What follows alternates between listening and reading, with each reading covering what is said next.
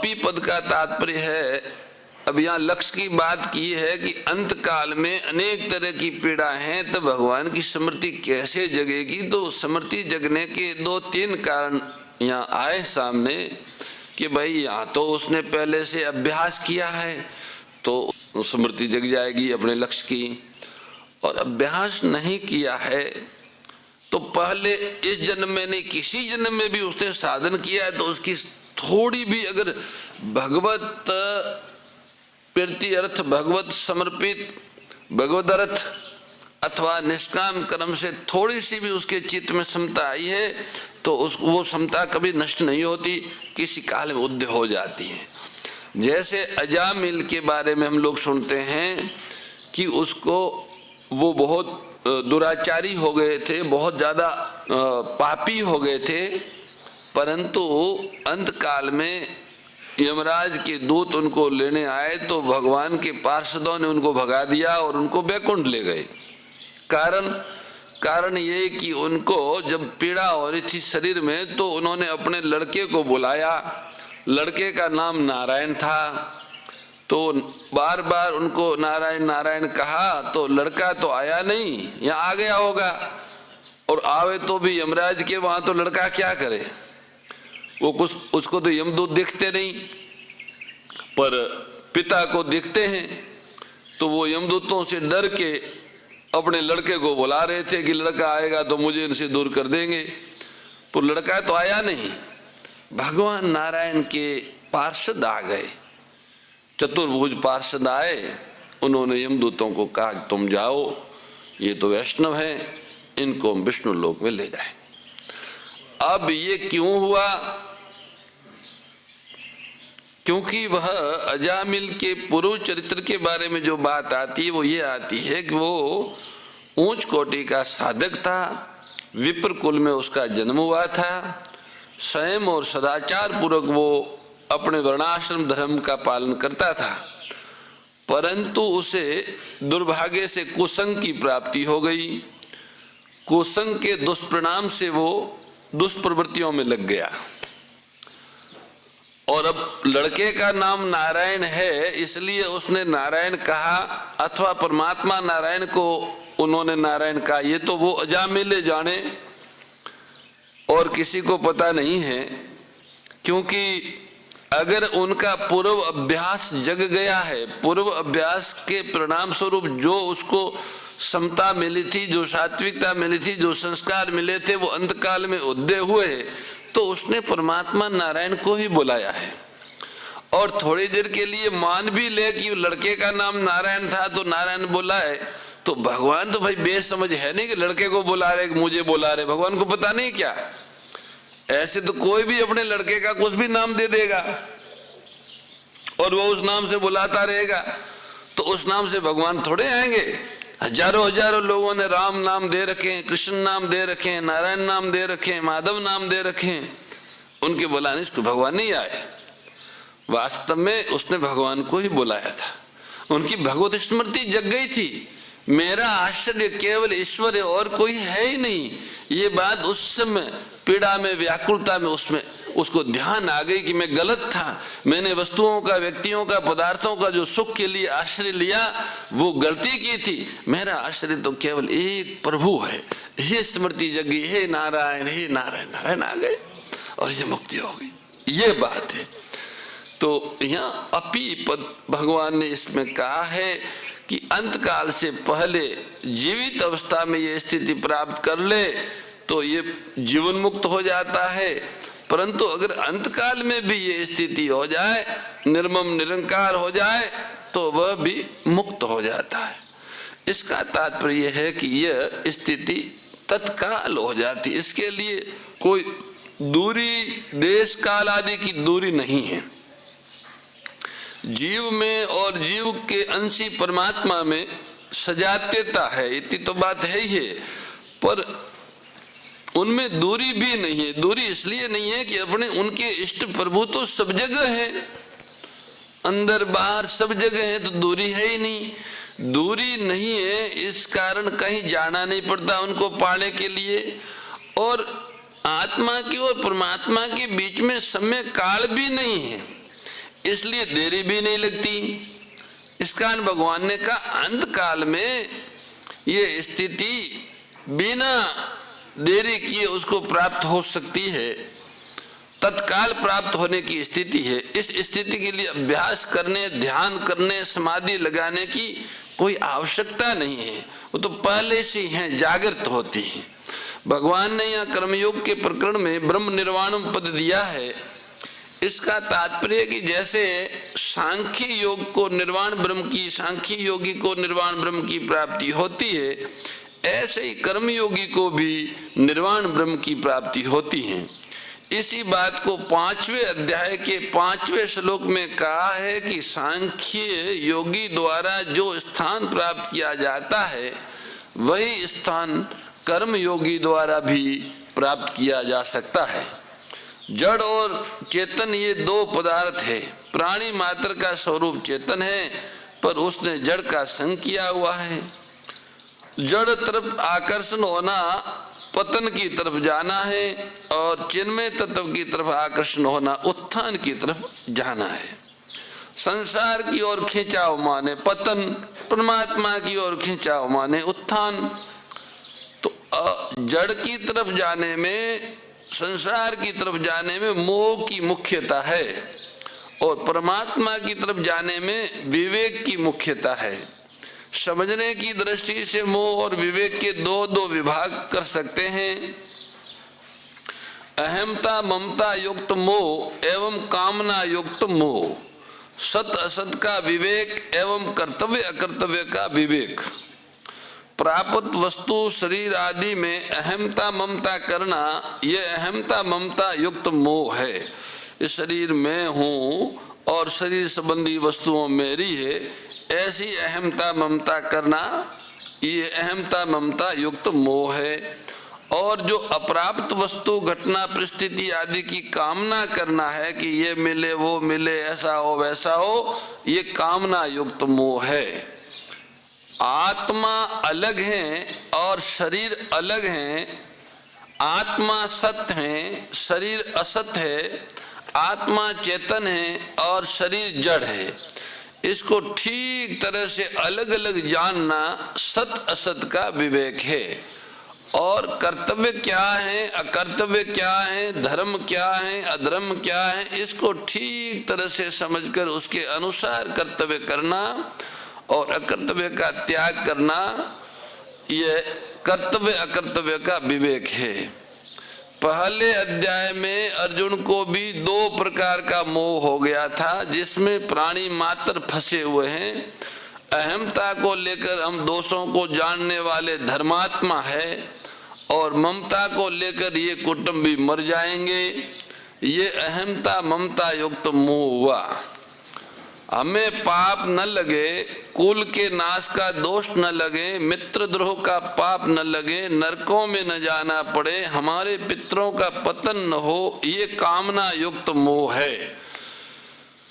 दोनों प्रकार के मोह को दूर करने के लिए भगवान ने दूसरे अध्याय में दो प्रकार का विवेक बताया। आत्मा और शरीर का सत असत का विवेक, और दूसरे अध्याय के 11वें से 30वें श्लोक तक और कर्तव्य अकर्तव्य का विवेक दूसरे अध्याय के 31वें से 53वें श्लोक तक बताया। आत्मा को शरीर और इसको शरीर कहते हैं, पर आत्मा और शरीर का विवेक बताते हुए भगवान ने कहा कि मैं, तू और ये राजा लोग पहले नहीं थे, ये बात भी नहीं, आगे नहीं रहेंगे, ये बात भी नहीं, हम सभी पहले भी थे, आगे भी रहेंगे, तथा ये शरीर पहले भी नहीं थे, आगे भी नहीं रहेंगे, तथा बीच में भी प्रतिक्षण बदल रहे हैं।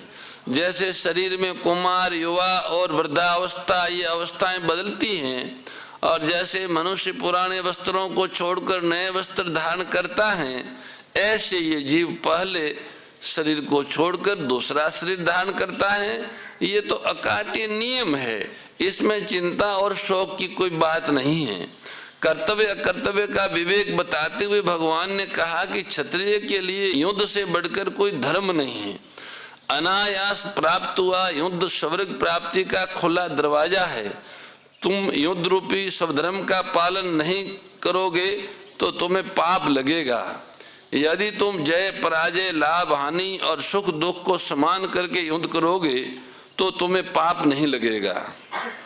तुम्हारा तो कर्तव्य कर्म करने में ही अधिकार है, फल में कभी नहीं।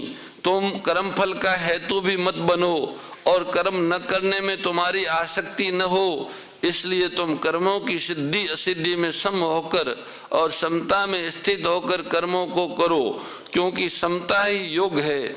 जो मनुष्य समबुद्धि से युक्त होकर कर्म करता है वह जीवित अवस्था में ही पुण्य और पाप से रहित हो जाता है। जब तुम्हारी बुद्धि मोह रूपी दलदल को और श्रुति विपत्ति को पार कर जाएगी तब तुम योग को प्राप्त हो जाओगे।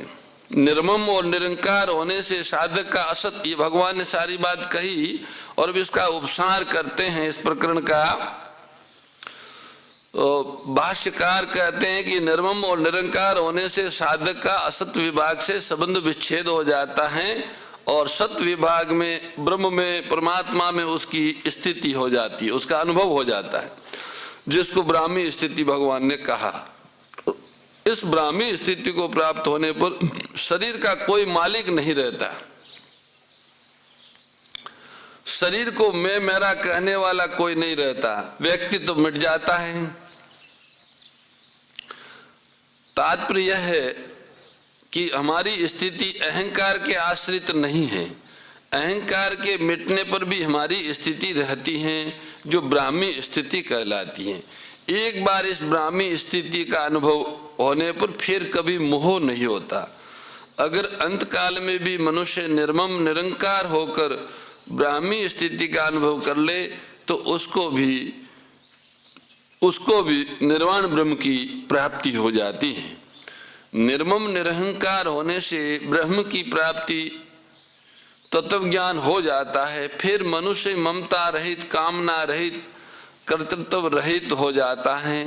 कारण कि जीव ने अहम के कारण ही जगत को धारण किया है। अहंकार विमूढ़ आत्मा कर्ता मिति मन्यते, जीव भूताम महाबाहो येदम धार्यते जगत। गीता के तीसरे अध्याय के 27वें श्लोक में भगवान ने अहंकार विमूढ़ आत्मा कर्ता मिति मन्यते कहा और 7वें अध्याय के 5वें श्लोक में 7वें अध्याय के 5वें श्लोक में जीव भूताम महाबाहो यदम धार्यते जगत ये कहा। वह अहम का त्याग कर दे तो फिर जगत नहीं रहेगा। ब्रह्म की प्राप्ति होने पर समग्र परमात्मा की प्राप्ति शब्द हो जाती, क्योंकि समग्र परमात्मा ब्रह्म की प्रतिष्ठा है। मेरा कुछ नहीं है, इसको स्वीकार करने से मनुष्य निर्मम हो जाता है। मेरे को कुछ नहीं चाहिए, इसको स्वीकार करने से मनुष्य निष्काम हो जाता है। मेरे को अपने लिए कुछ नहीं करना, इसको स्वीकार करने से मनुष्य निरंकार हो जाता है। मेरा कुछ नहीं है, मेरे को कुछ नहीं चाहिए और मेरे को अपने लिए कुछ नहीं करना है, ये तीन जो अनुभूतियों है ये केवल बातें कहने और सुनने से नहीं आती, कर्तव्य पालन करने से आती है। कर्तव्य का पालन करते हैं तो ये मेरा कुछ नहीं है, ये बात अच्छी तरह से समझ में आ जाती है। कर्तव्य पालन से चित्त शांत होता है, निर्मल होता है। निर्मल और शांत चित्त में विवेक की जागृति होती है। उसमें पता लगता है कि मेरा क्या क्या मेरा है, मेरा कुछ नहीं और मेरे को कुछ नहीं चाहिए।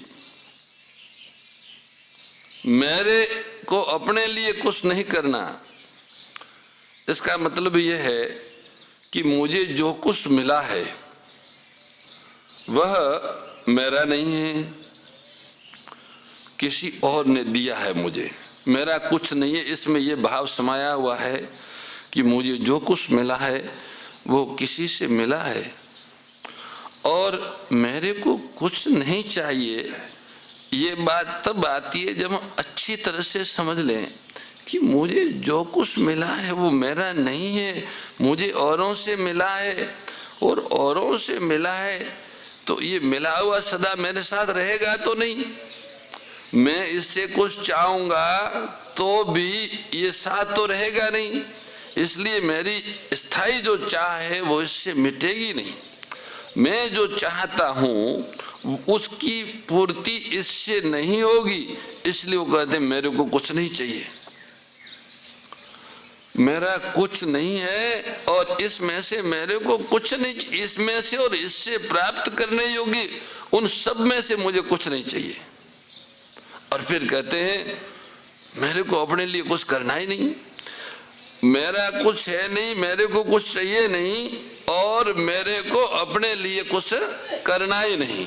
ये तीन बातें निश्चित हो जाती हैं, वास्तव में तभी कर्तव्य का पालन होता है। राग द्वेष विधारिणी कारिणी मोद सदा, ओ मैया कारिणी मोद सदा, भव भय हारिणी तारिणी, भव भय हारिणी तारिणी, परमानंद प्रदा, ओम जय भगवत आसुर भाव विनाशिनी नाशिनी तमरजनी, हो मैया नाशिनी तमरजनी, देवी सद्गुणदायी, देवी सद्गुणदायिनी, हरि रसिका सजनी, ओम जय भगवद गीते, समता त्याग सिखावनी, हरि मुख की बानी, हो मैया प्रभु मुख की बानी, सकल शास्त्र की स्वामिनी, अखिल शास्त्र की स्वामी, श्रुतियों की रानी, ओम जय भगवद गीते, दया सुधा बरसावनी, मातु कृपा कीजे, हो मैया मातु दया कीजे, हरि पद प्रेम दान कर, प्रभु पद प्रेम दान कर, अपनो कर लीजे, ओम जय भगवत गीते।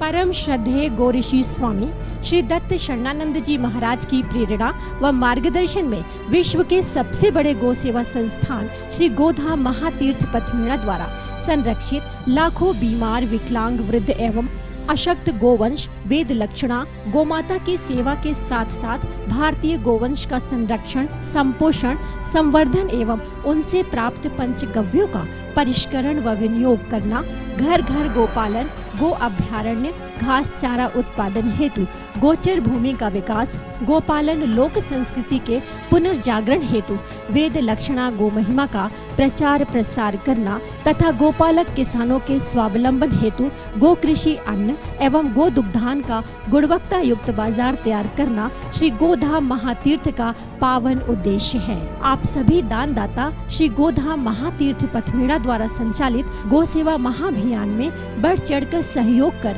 लाखों बीमार, विकलांग, वृद्ध एवं अशक्त गोवंश के गोग्रास सेवा हेतु श्री गोधाम पथमेड़ा लोक पुण्यार्थ न्यास के बैंक ऑफ बड़ौदा खाता संख्या 084901000232827 IFSC कोड BARB 0 ASHRAM शाखा आश्रम रोड अहमदाबाद में गोग्रास सेवा निमित्त जमा कर सकते हैं। अधिक जानकारी के लिए संपर्क करें 7742093179 7665059999 7073000151।